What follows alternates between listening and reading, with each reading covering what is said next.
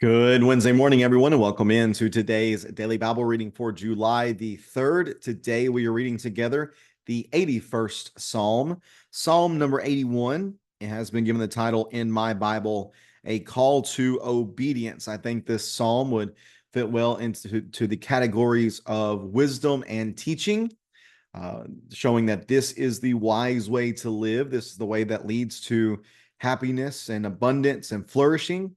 But then also, in doing that, you're teaching that this certainly is the better way to live, the way that is in obedience to Yahweh. The superscription of the psalm says, for the choir director on the Gittith. And this is, of course, of Asaph, as we were nearing the end of our section spanning Psalm 73 through Psalm 83, that contains for us all of these various psalms of Asaph, who was a director of a temple worship choir during the days of David. And then it seems that the choir carried his name on from that point on. As we've seen within a few of these Psalms, that just historically speaking, they would not have fit very well within the years of David. So it does seem like this would be, again, some of the work of generations later on, but again, those who carried on the lineage of worship of Asaph. Let me get the text up on the screen for us, and we'll read along together here today, here in Psalm number 81. Backing up to Psalm 80, just to think about what we saw in our read on Monday, a lament in this psalm based upon the sin or the circumstances surrounding. It seems if we follow some of the evidence from the Septuagint translation of the Hebrew Old Testament, maybe the context of the Assyrian attack and oppression of the northern tribes, and how there was this common refrain: restore us, God, make your face shine on us so that we may be saved. And one of the things that's mentioned here within this Psalm of Psalm 80, Psalm 81, the 81st Psalm talks about God having delivered the people from a previous oppression within Egypt. And because of these things, because of what God has done, the call is to obey him in all that they do. The front end of the psalm talks about this need for obedience. Then he uses the middle portion to show this is why he is worthy to be obeyed and what the purpose of him rescuing the people would be. But then we talk about, we're going to see in verses 11 and 12, the fact that they don't listen to this instruction. And the psalmist pleads that if you would repent and if you would turn to God, well, then there is still a very bright future ahead for you. So let's read here Psalm 81, beginning of verse number 1. Again, this is a call to obedience. This is the Psalm 81, the psalm here of Asaph, a call to obedience. Psalm 81 and verse number 1. Sing for joy to God our strength. Shout in triumph to the God of Jacob. Lift up a song. Play the tambourine, the melodious lyre, and the harp. Verse 3, blow the ram's horn on the day of our feast, during the new moon, during the full moon. For this is a statute for Israel, an ordinance of the God of Jacob. He set it up as a decree for Joseph when he went throughout the land of Egypt. I heard an unfamiliar language. I relieved his shoulder from the burden. His hands were freed from carrying the basket. You called out in distress, and I rescued you. I answered you from the thundercloud. I tested you at the waters of Meribah, Selah. Listen, my people, and I will admonish you. Israel, if you would only listen to me, there must not be a strange God among you. You must not bow to a foreign God. For I am Yahweh, your God, who brought you up from the land of Egypt. Open your mouth wide, and I will fill it. But my people did not listen to my voice. Israel did not obey me. So I gave them over to their stubborn hearts to follow their own plans. If only my people would listen to me and Israel would follow my ways. I would quickly subdue their enemies and turn my hand against their foes. Those who hate Yahweh would cower to him. Their doom would last forever. But he would feed Israel with the best wheat. I would satisfy you with the honey from the rock. Psalm number 81 here. Psalm 81, a call to obedience. The first 5 verses call the singer or the observer of this psalm to worship God. Sing for joy, shout in triumph, lift up a song, play the tambourine, the melodious lyre, the harp, blow the horn. These are all words and statements, descriptions of worship. And the object of this worship is God, God who is recognized as their strength. But also in verses 1 and 4, this is recognized as the God of Jacob. Just think about Jacob's relationship with Yahweh. Think about the fact that Jacob was one of the sons of promise, and that he was also someone with whom God showed great patience. So God, who is being referred to here, is the God of promises. He is the God of patience. And we're just building the case at this point for the reasons that he is worthy of worship, more so that he is worthy for obedience. Derek Kidner thinks that verse number 3 gives us the idea that this particular psalm would have been a piece of worship during the Feast of Tabernacles, since there is some Exodus language certainly within this psalm, drawing on the Exodus would lead them to their time in the wilderness and all different ways in which God provided for them and blessed them and helped them to flourish while in the wilderness. And again, this being used to build the case for the need for obedience and worship. But this is not just a suggestion of the psalmist, but in fact, this worship is a statute, an ordinance, and a decree for the people of Joseph, the people of Israel, things that they needed to remember. Again, these festivals and these days of remembrance, all these things were not just randomly given to them by God, but they were given for the purpose of helping the people to remember God's goodness to them and how much he had blessed them. The language beginning in verse number 6 draws upon their rescue from Egypt, draws upon the Exodus, that Yahweh, in Yahweh's voice, I believe, is what is being stated in beginning verse number 6 with a quotation, that I, Yahweh, relieved his shoulder from the burden. His hands were freed from carrying the basket. This is imagery of bondage and slavery being relieved by Yahweh. And we can go back to the Exodus and see where Israel did cry out to their God. You called out in distress, and I rescued you. I answered you from the thundercloud, and then I tested you at the waters of Meribah. God is the God of deliverance. He hears his people, and he seeks to deliver them, and he also gives them the opportunities to grow. Their faith was tested there at Meribah. Exodus 17, and also Numbers 20. So what's the purpose of the rescue, though? Why bring about the Exodus? Well, listen and you'll find out. Listen, verse number 8, my people, and I will admonish you, Israel, if you would only listen to me. Well, what is it that God is stressing here? What is Yahweh stressing?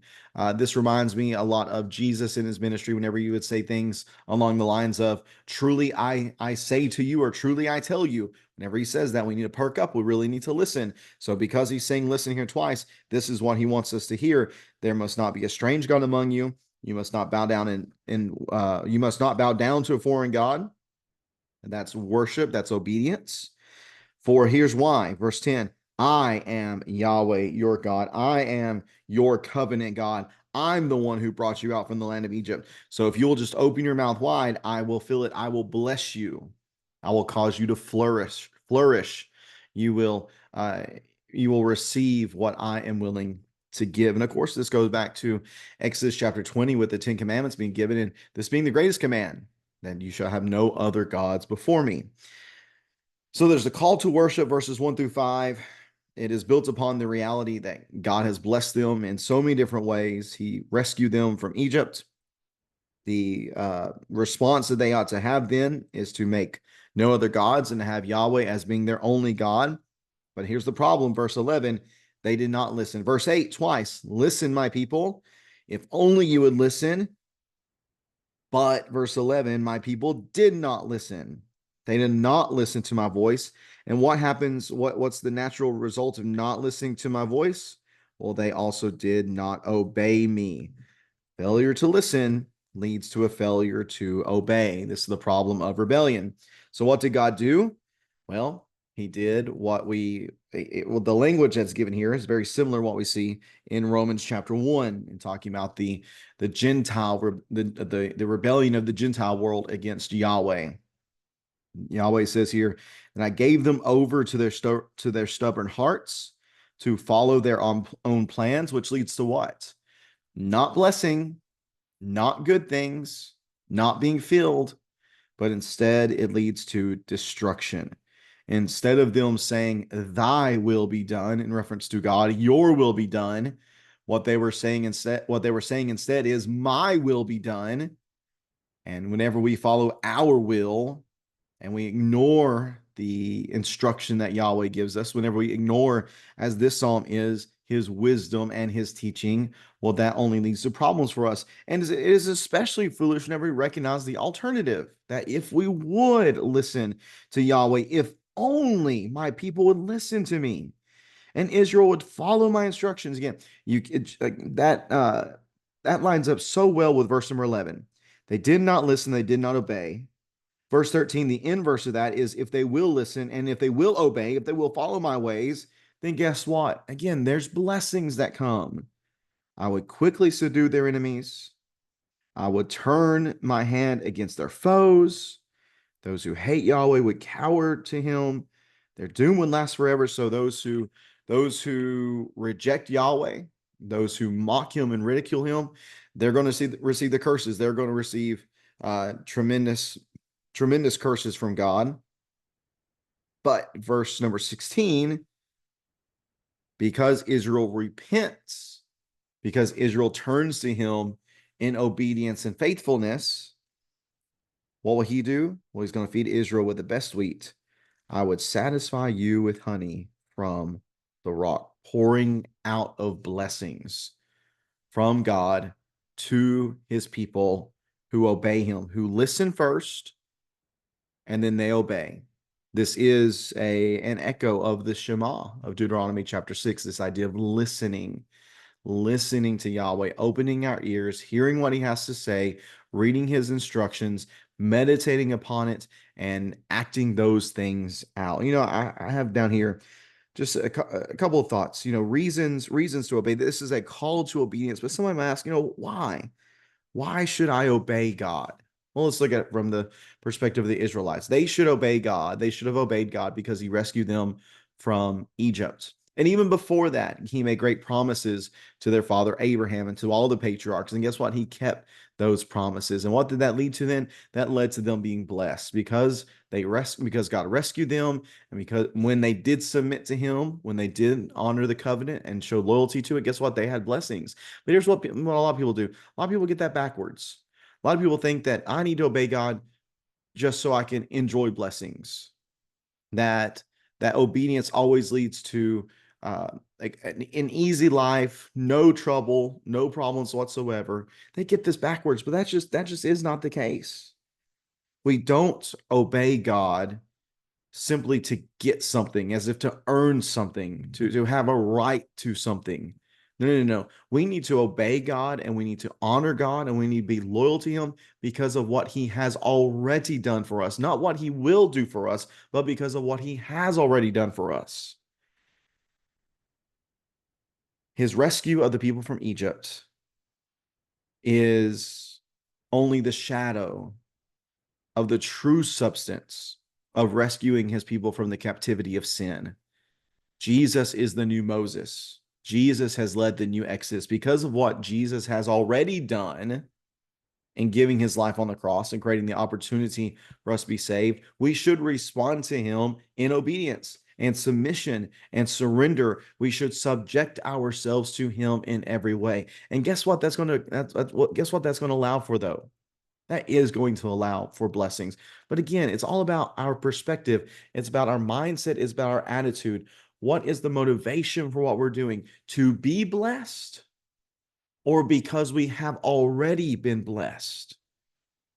Do we serve God to get something, or do we serve God because of what has already been given for us?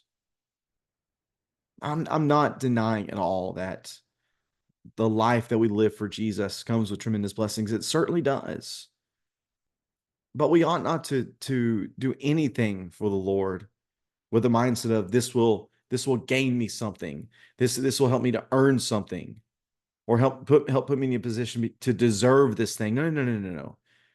What we give to God is only right based upon what he has already done for us. And that's really the point here that I see within Psalm 81. Because of what God had already done for them, because of honoring his promises of bringing them out of Egypt, it was their responsibility then, it was their duty, it was their obligation to serve him. But if they wouldn't do that, well, God would let them go. And they unfortunately would suffer for it. The same thing's true for us, friends. Because of God, what God has already done for us through Jesus, we have no other thing to do that would be appropriate but to give ourselves fully to him. But you know what? If we're not willing to do that, if we're not willing to submit ourselves to him, he'll let us. So I gave them over to their stubborn hearts. If we want to do that, if we want to follow our own plans, then God will let us do that. We have the freedom to choose. If we're going to be stubborn and choose self over God, then we're just not going to receive the blessings that he wants to give us, that are even beyond what he has already given us.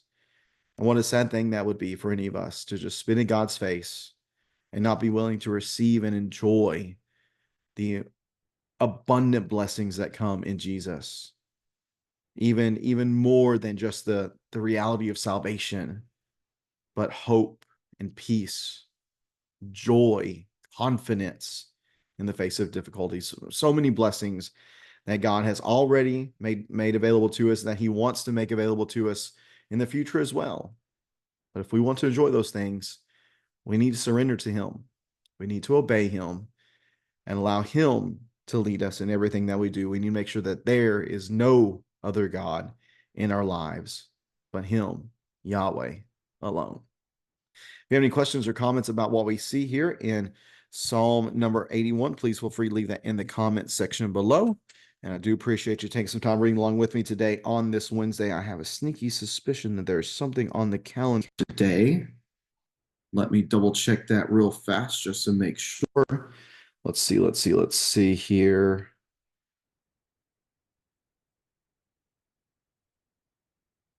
Yep, sure is. Today is Mary Lou's birthday. A very, very happy birthday to Mary Lou today.